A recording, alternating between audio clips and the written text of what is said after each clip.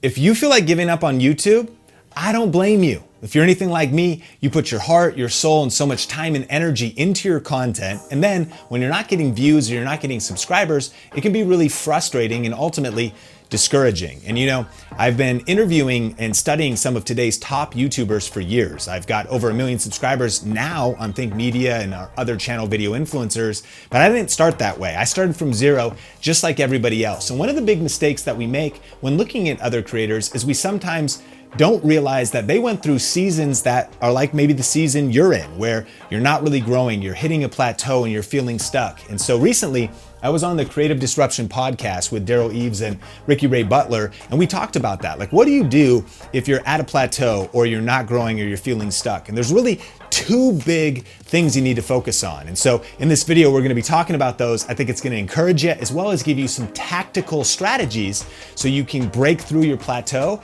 and grow your channel faster than ever before. So let's dive into it.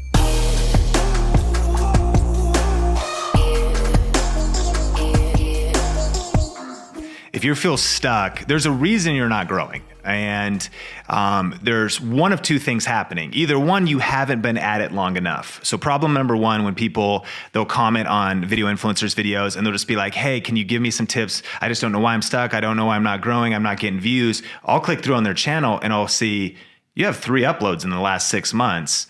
Like, you don't deserve any views. Like, what do you even mean? There's no strategy we could give you. The initial secret to success on YouTube is actually uploading videos on YouTube. Like, you're gonna have to pause. Step 1, upload video. Actually upload Step video. 2, repeat it. Step 1. And so I think that is and I think that speaks to this, that if someone's watching, you need to identify what season and what stage you're in. A lot of people don't realize that for the 2 successful YouTube channels I have 4 failed ones. Yep. And by failures, they're actually not failures, they were stepping stones to success. They were experiments. On my personal channel, which is kind of just stagnant right now, I did cooking videos, I did vlogs, I did movie reviews, I did just a bunch of random stuff, which usually random acts of content don't work that well over time typically. And so, but all of that experimenting was helping me refine my voice, was having a few little micro wins in there of like a little breakout video or some money with affiliate marketing. It helped educate me for when launching and really stepping out in the projects that are working. It's because I'd put in a lot of repetitions of a lot of mistakes. So I would encourage someone who's maybe stuck, who's maybe just starting, to actually focus on the first season of your career on just putting in the reps. And don't worry about the results. Don't worry about the views. Worry about the personal development and growth you're experiencing through putting in the actual work.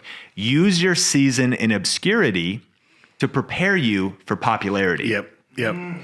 But then part 2, I would say, if you're stuck, you may need to pivot. If you're like, okay, I'm uploading a lot, everything's clear, like the promise is clear. I actually got to just talk to somebody that's part of our Inner Circle program the other day, and they realized they were in a niche of, it was like where you're collecting the addresses that go on like letters or whatever it is, something that's kind of about baseball memorabilia, and I forget exactly what it was, but right then and there I did the keyword research, and we just were able to look at the global interest in this particular topic, and globally around 1,800 people a month care about this topic. So the person's ambition was to do this full time, have it be sustainable for them. And actually the market, the vehicle itself was actually probably not large enough for that to even be possible. Right. It was just kind of, so if it's a hobby channel, that's cool, but I would identify what's your ambition? What is it that you're after? And you may need to pivot. You could feel like, wait, I've been building up my channel. I got over 100 videos. What do you mean? Well, it doesn't mean you have to change channels, but there may need to be a pivot. Seth Godin wrote a great book called The Dip. And we're all gonna go into that dip. The question is, am I supposed to ride it through and this thing's gonna work out? Or actually, should I pivot? And I think, again, when I started thinking about, I realized that going into being a video educator, I mean, again, I've got the real chops because I started video in 2003, but with how much online video was growing and with how much interest there would be in cameras and with how much interest there be in these, I'm not here by accident. It was a decision to really be positioned in a market that aligned with my whole life and whatever. So that might be, you might need a tweak and move into a different market, a different space. That's probably the biggest needle mover.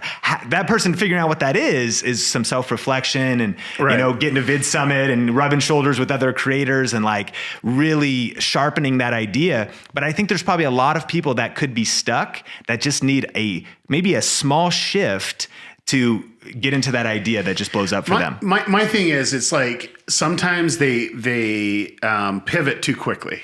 They don't let things play out and say, okay, wait, I'm going to look at this data and analyze, how well we're performing. Maybe it's performing quite well, but you need to take it up a notch. And they're not really saying, okay, how do I enhance the content?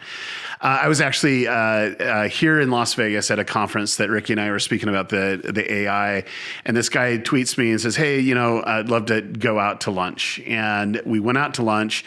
And we just sat down. I had a few minutes, and we started to talk. And I said, "Oh, tell me about what you do." And he's going through all his things of what he was trying to do, and he was looking at opportunities to do a family vlog on a farm and all this other stuff. And we were going through the value proposition. I'm trying to put myself in the shoes of a viewer, and I says, "Okay, tell me what your most viewed videos are." And he says, "Well, when our goats have babies."